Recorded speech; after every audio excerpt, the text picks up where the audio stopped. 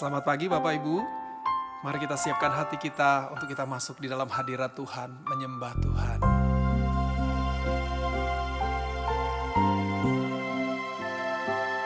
Di hadirat-Mu ku sujud menyembah, ku cari wajah-Mu dan bukan berkat-Mu.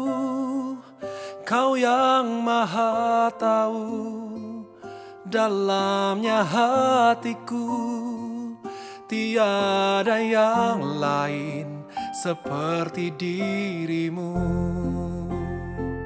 Segenap hidupku ku mengasihimu, Yesusku, ku cinta padamu. Bawaku mendekat padamu, tinggal di dalam hadirat-Mu.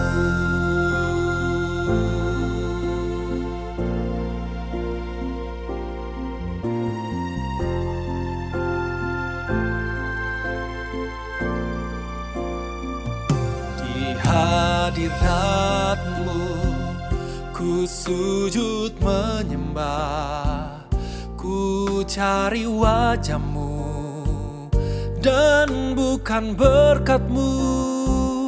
Kau yang maha tahu dalamnya hatiku, tiada yang lain seperti dirimu. Segenap hidupku ku mengasihimu, Yesusku, ku cinta padamu. Bawaku mendekat padamu, tinggal di dalam hadirat-Mu.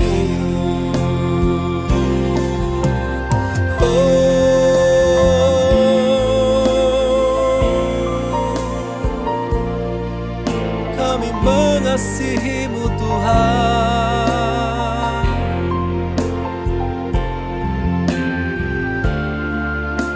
Haleluya.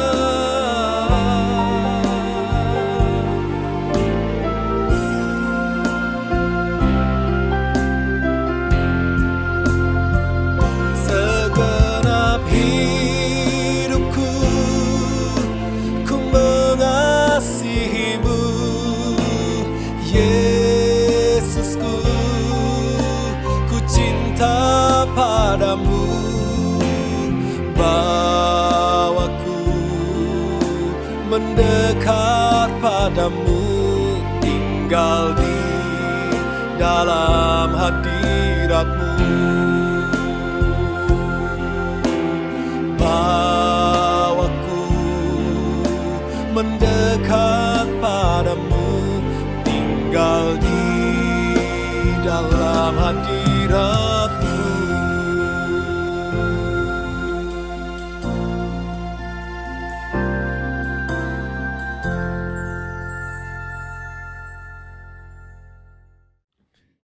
Selamat pagi Bapak Ibu Saudara kasih Tuhan. Kembali lagi pagi ini kita sama-sama belajar untuk merenungkan kebenaran firman Tuhan. Nah, kita akan memasuki 10 hari doa dan kita akan merayakan hari Pentakosta.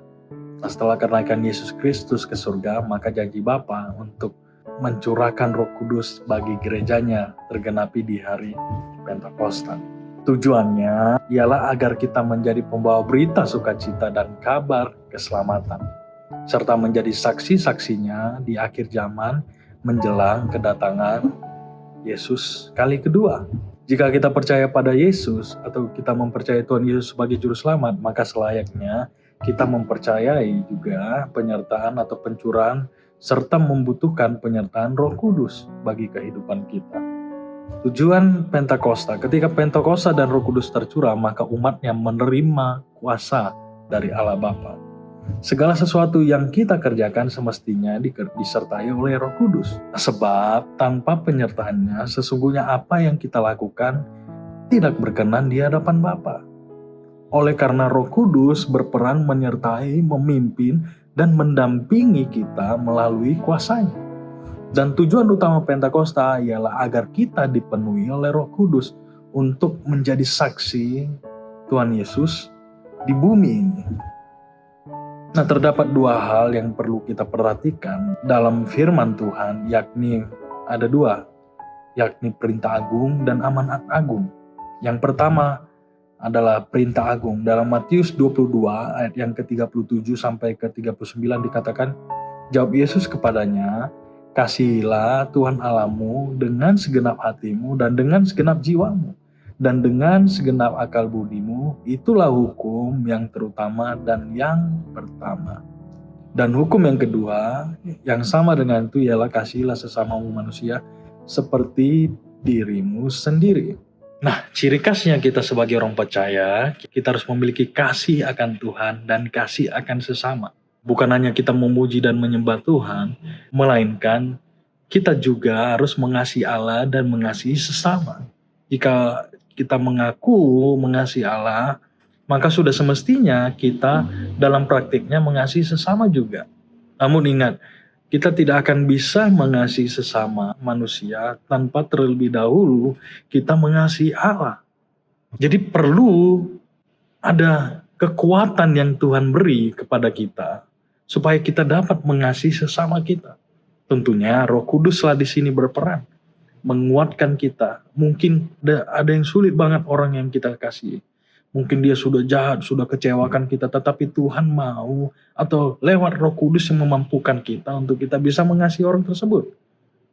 Itulah perintah agung. Dan yang kedua adalah amanat agung. Nah, amanat agung merupakan perintah ataupun perkataan yang diberikan kepada seseorang untuk diterima atau dilakukan dan tidak boleh dipindah tangankan atau diwakilkan. Dengan kata lain, sebuah tugas utama yang akan selalu menyertai kita. Ayat yang terkenal dalam Matius 28, 19-20 dikatakan apa? Karena itu pergilah, jadikanlah semua bangsa muridku dan baptislah mereka di dalam nama Bapa dan Anak dan Roh Kudus. Dan ajarlah mereka melakukan segala sesuatu yang telah kuperintahkan kepadamu. Dan ketahuilah aku menyertai kamu senantiasa sampai kepada akhir zaman. Nah, amanat agung merupakan perintah Allah yang tidak bisa terlepas dari kehidupan kita sebagai orang percaya. Mau tidak mau, harus dilaksanakan oleh kita yang mengaku pada Tuhan Yesus Kristus. Selama kita masih hidup, semua kita harus mengerjakan amanat agung ini. Amanat agung Yesus Kristus. Disinilah juga peran Roh Kudus yang senantiasa menyertai setiap kita dengan kuasanya dikatakan. Kemanapun kita melangkah dan pergi untuk menjadi saksi-saksi Tuhan sampai kepada kesudahan zaman. Kalau kita lihat dalam Kisah Para Rasul 1 ayat yang ke-8 dikatakan, tetapi kamu akan menerima kuasa kalau Roh Kudus turun ke atas kamu dan kamu menjadi saksiku di Yerusalem dan di seluruh Yudea dan Samaria dan sampai ke ujung bumi. Nah, kata kuasa pada ayat di atas di sini dikatakan dalam bahasa Yunani ada dua, dinamis atau dunamos, yaitu memiliki beberapa arti. Kata yang pertama yaitu dinamo. Dinamo itu adalah generator atau daya gerak. Jika kita menerima Yesus sebagai Tuhan dan Juru Selamat dan mengalami pencurahan dan penyertaan serta kuasa Roh Kudus, maka sesungguhnya kita memiliki kuasa untuk menggerakkan. Yang menggerakkan kita sebagai saksi Kristus. Kita tidak sanggup melangkah tanpa penggerak tersebut. Kita tak akan mampu menjangkau jiwa tanpa kuasa ilahi Roh Kudus. Itulah dinamo. Seperti yang dialami para murid-muridnya waktu itu. Para murid-murid Yesus setelah mereka menerima pencurahan Roh Kudus, mereka mengalami perubahan dan keberanian yang luar biasa untuk memberitakan Injil. Saat mereka penuh dengan Roh Kudus, maka bukan kita sendirian yang bergerak, tetapi ada yang mengerjakan sesuatu di dalam kita, melainkan oleh kuasa dan penyertaan Roh Kudus. bisa juga berarti dinamit atau alat peledak atau daya ledak. Kita tahu banyak fungsi dinamit, terutama sebagai peledak. Saat Roh Kudus dicurahkan bagi kita, maka sadar atau tidak sadar sesungguhnya di dalam diri kita terdapat kuasa yang daya ledaknya yang luar biasa, yang sanggup mengubahkan banyak hal dan mengatasi rintangan dalam kehidupan kita. Jadi banyak hal yang dilakukan, yang dikerjakan. Mungkin kita punya beban hidup tersendiri atau masalah yang belum selesai, tetapi lewat Roh Kudus kita mampu. Apa yang memampukan kita? Dinamit tadi ini yang memampukan kita. Ada daya ledak atau ada dinamo, ada daya gerak untuk memampukan kita melakukan sesuatu yang sebenarnya kita tidak mampu lakukan. Selanjutnya kata dinamis. Kata dinamis di sini mampu menyesuaikan diri di segala waktu serta keadaan. Roh Kudus tidak hanya menyertai kita untuk menjadi saksi Tuhan, melainkan juga agar kita tetap kuat dan bertahan di tengah badai dan dalam segala musim dan waktu kehidupan kita. Saat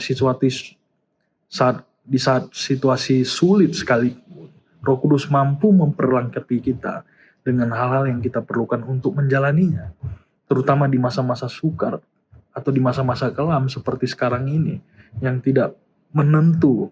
Kita tidak tahu apa yang terjadi ke depan. Kita sangat memerlukan Roh Kudus supaya mampu membuat kita bertahan, mampu mengucap syukur, mampu memuji dan menyembah Tuhan. Serta kita tidak takut apapun yang kita hadapi di ke depan nanti. Jadi kita berserah hanya kepada tuntunan Roh Kudus. Makanya dikatakan dalam Wahyu 2 ayat 26 dikatakan di situ, dan barang siapa menang dan melakukan pekerjaanku sampai kesudahannya, kepadanya akan kukaruniakan kuasa atas bangsa-bangsa. Bapa menggenapi janjinya dan mencurahkan Roh Kudus supaya kita menerima keselamatan dan menyampaikan kabar baik kepada semua orang, menjadi saksi Kristus. Berarti kita menerima dan mengalami kuasa serta kekuatan Roh Kudus. Tentunya kita butuh selalu penyertaan Roh Kudus. Makanya jangan lewatkan Bapak Ibu. Mari, jangan lewatkan satu hari pun untuk kita 10 hari doa ini. Bapak Gembala juga sudah bilang, mari kita ikuti 10 hari doa karena kita kerohanian kita disegarkan kembali, kita dipenuhi kembali. Roh Kudus memberikan atau menyegarkan, memberikan kekuatan yang baru, urapan yang baru kepada kita. Untuk kita dapat menjalani kehidupan ini, untuk menjadi saksi kemanapun kita pergi. Amin. Bapa yang kami sembah di dalam nama Tuhan Yesus Kristus, terima kasih buat firman-Mu yang mengajarkan kami supaya kami mampu menjadi saksi-Mu. Tentunya kami tidak mampu tanpa pencurahan, tanpa kuasa daripada Roh Kudus-Mu yang ada di dalam kami. Tentunya kami butuh penyertaan-Mu senantiasa untuk menolong kami, memampukan kami untuk kami berjalan kemanapun kami pergi. Terima kasih Tuhan buat firman-Mu, ajar kami selalu senantiasa untuk taat kepadamu, memberitakan kabar baik kemanapun kami pergi. Terima kasih Tuhan, kami menyerahkan semua kehidupan kami sepanjang hari ini ke dalam tangan-Mu. Hanya dalam nama Tuhan Yesus Kristus kami berdoa dan mengucap syukur. Haleluya. Amin. Amin.